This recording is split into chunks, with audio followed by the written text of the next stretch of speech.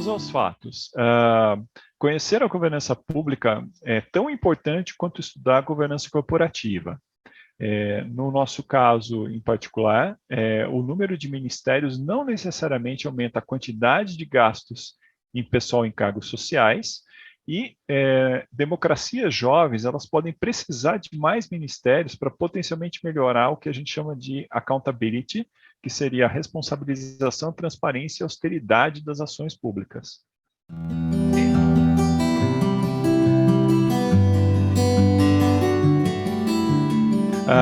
Especialmente no Brasil, mas eu acho que é interessante falar da importância de se estudar isso tanto no âmbito privado quanto no público. A gente está vendo o caso das Americanas, que é um caso ilustrativo de problema de governança corporativa muito forte, né, icônico, inclusive, ecoando em outras empresas do principal grupo acionista, e isso reflete essa necessidade que a gente tem constantemente, isso em qualquer organização social de qualquer país, tá? De manter um nível de governança adequado. O que é governança? A capacidade de você lidar com os conflitos dos interesses entre os agentes. Então, a gente chama isso de conflito de agência. Tá? O conflito de agência ele é um conceito super consolidado dentro da área de administração, especialmente usado na área de administração financeira, que vai estudar os fluxos de recursos financeiros, então, é onde vai afetar mais diretamente. Né?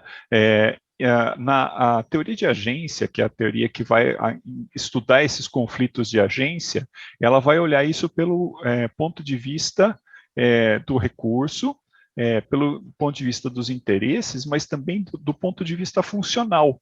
Então, por exemplo, uma das coisas que a gente depois vai debater é a questão da estrutura ministerial, se ela vale a pena ela ser mais enxuta ou ser mais ampla. Isso vai depender de como é que você lida com os interesses entre os ministérios. Porque às vezes você não quer conflito, e às vezes você quer conflito para que as coisas apareçam, os problemas apareçam, inclusive. Né? Para ter mais transparência, para ter mais processo de inter-relação.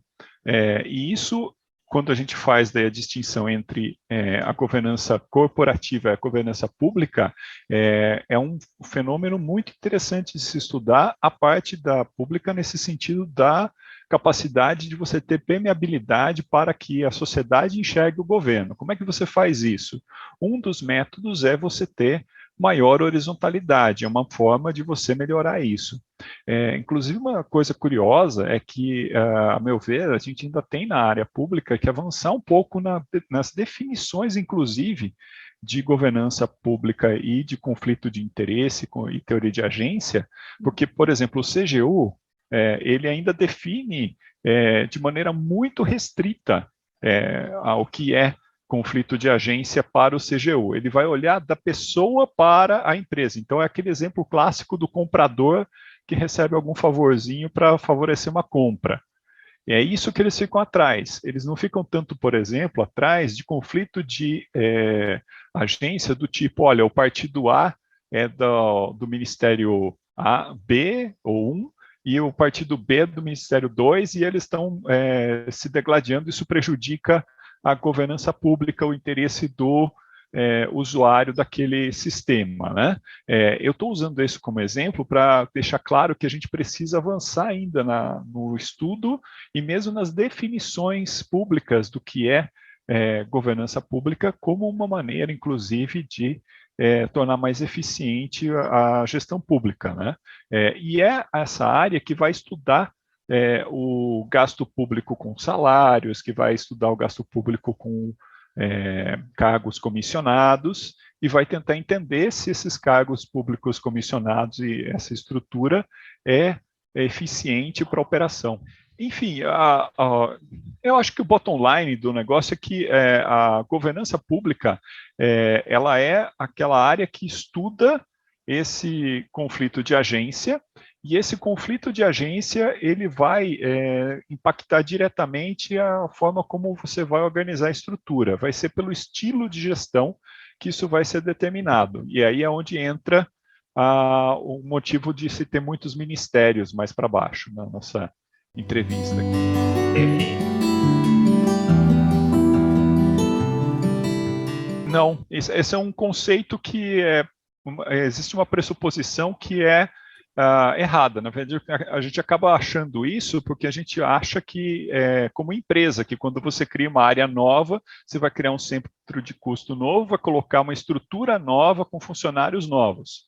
Não é igual à estrutura corporativa, à estrutura pública. A máquina pública, ela está contida no orçamento que vem a partir das arrecadações. Você não gasta mais do que as arrecadações e, portanto, a estrutura tem que estar limitada àquelas destinações orçamentárias específicas e ela vai ter um número de cargos, tanto concursados quanto comissionados, delimitado. O que vai mudar vai ser o estilo de gestão. Então, por exemplo, recentemente, na mudança do governo Bolsonaro para o governo Lula, o Rui Costa, que é o Casa Civil do Lula, ele anunciou que vai criar agora 37 ministérios em lugar dos 23 antigos do Bolsonaro. Isso parece muito em quantidade de ministério, mas os cargos comissionados vão permanecer a mesma quantidade. Inclusive, se você olhar no passado, né, no governo Dilma, que já teve até mais, chegou a 39 ministérios no governo Dilma, mas os gastos com salários, tanto salários de servidores quanto de comissionados, eram menores do que os do governo Bolsonaro. Se você olhar o gráfico, inclusive, que a gente conversou, ele vai mostrar claramente um aumento nos gastos, inclusive em folha de pagamento, isso já deflacionado, já ajustado para comparabilidade, em relação à referência que eu coloquei de 2013, em todos os anos subsequentes. Quer dizer, todo o período Bolsonaro, você teve gastos, inclusive com salários maiores, mesmo considerando que houve um congelamento dos salários dos servidores públicos concursados, o que significa que se aumentou, aumentou em cargos de confiança. Tá? Isso é importante também de assinalar, porque isso muda de acordo com o governo. Tem governo que prioriza o funcionalismo público de carreira, né? E tem governo que prioriza o funcionário, a contratação por indicação, a contratação com viés mais político. Isso está tudo bem ter os dois, o problema é a quantidade de um em relação ao outro, né?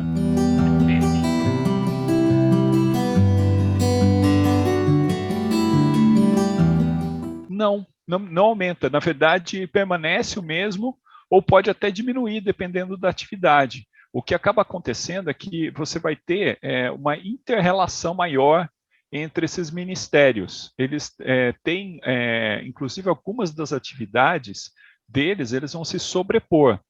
Quando a gente tem um número menor de ministérios, como acontece, por exemplo, acontecia no governo Bolsonaro, você tinha uma concentração que podia ser, inclusive, potencialmente nociva. Não sei se você se recorda da ideia de colocar a FUNAI, por exemplo, dentro do Ministério da Agricultura.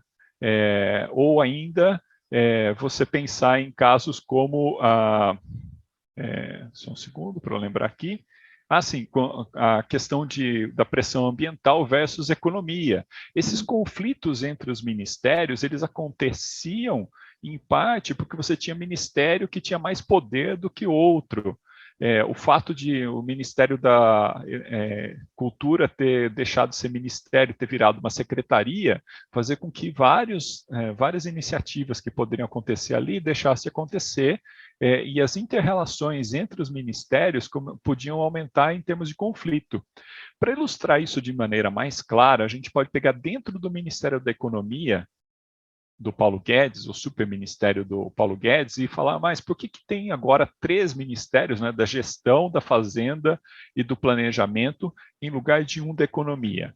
Basicamente porque é usado isso como um mecanismo para você ter o contrapeso e o contraponto para não ter gastança exagerada, para não ter uma medida muito arrochada também de controle econômico e deixado em segundo plano as ações, as funções sociais do governo.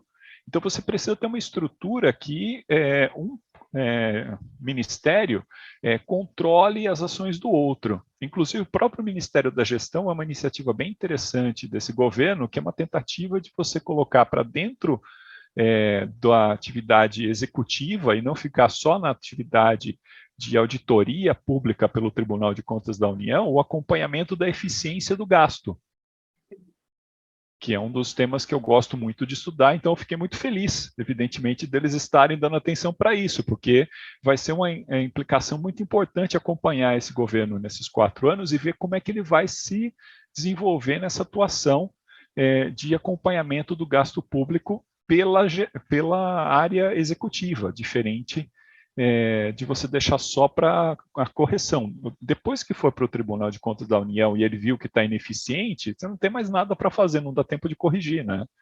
Agora, enquanto você ainda está fazendo, dentro do exercício, você olhar que tem alguma coisa errada e você poder fazer correção de rota nos seus gastos públicos é muito importante. Então, isso é uma prática que eu espero que se popularize.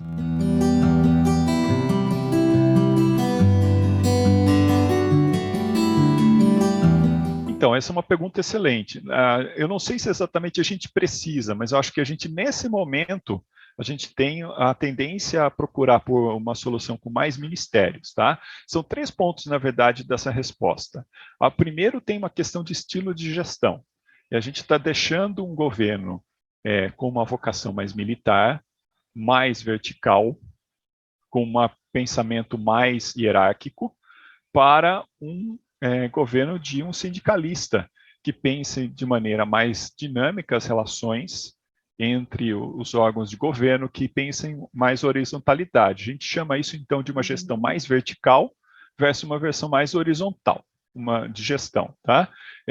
Essas versões de gestão mais horizontal e mais vertical, elas facilitam algumas coisas, atrapalham em outras. No caso de uma gestão muito vertical, é aquela questão que eu já apontei, por exemplo, de você ter dificuldade de você colocar os pesos adequados. Então, dá importância demais à economia e esquece meio ambiente, dá importância demais a X e esquece Y. Esse tipo de prática é muito comum quando você está muito verticalizado. Por isso que, por exemplo, empresas que têm necessidade de muito dinamismo, elas não vão para uma verticalização muito exagerada. Em geral, vai para a verticalização exagerada, vai para uma estrutura muito vertical na área corporativa, quando você tem uma estrutura já muito bem engessada e você está focando só em custos e quase não tem pessoas na sua estrutura mais. Agora, empresas que têm muitas pessoas, ou no caso do governo, da área pública, em geral, você quer uma horizontalidade maior, porque ela permite você ter mais intercorrências, mais intergestão. Então, você vai ter, por exemplo, no caso do governo do Lula, ele tem um potencial de aparecer conflitos entre esses ministérios. Aí você vai falar para mim, mas por que conflito entre ministérios é bom? Porque vai ajudar você a dar peso adequado entre as questões. Por exemplo, o exemplo claro que a gente está vendo ali foi um descaso recente agora noticiado com os Yanomamis. Esse caso, ele é claramente um erro nessas medidas de freio e contrapeso. Você não enxergou o problema porque não tinha ninguém para conflitar dentro do próprio governo e prevenir uma ação desse tipo no longo prazo. Esperou 4 anos de governo para daí aparecer o problema, porque num governo que está muito verticalizado, a tendência é que se há algum problema, ele fica oculto até o final. Não tem conflito, mas os conflitos que existem, os problemas que existem, ficam escondidos, né? Então, um tem mais conflito, o outro tem maior verticalização e deixa de ver muita coisa em função dessa verticalização. São características diferentes. Aí, em termos de... Um outro ponto é a accountability, né? Você ter mais transparência, mais austeridade, quando você tem essa preocupação com o gasto público com uma estrutura mais horizontal. Ironicamente, a chance de você gastar melhor o dinheiro é quando você tem mais ministérios, porque você tem mais gente pensando nas especificidades. E como eles têm níveis iguais, você consegue equalizar. E o último motivo, que é mais político, está relacionado com a nossa forma de estrutura que o Brasil selecionou para presidencialismo de coalizão. Então, um presidencialismo de coalizão, ele vai ter partidos no governo, para ter governabilidade, que não tem a mesma visão do partido que foi originalmente eleito. Para acomodar essas visões diferentes, você precisa ter uma estrutura onde essas equipes de outros partidos com outras visões ideológicas tenham voz equivalente à voz daqueles que estão dentro do governo pelo partido original.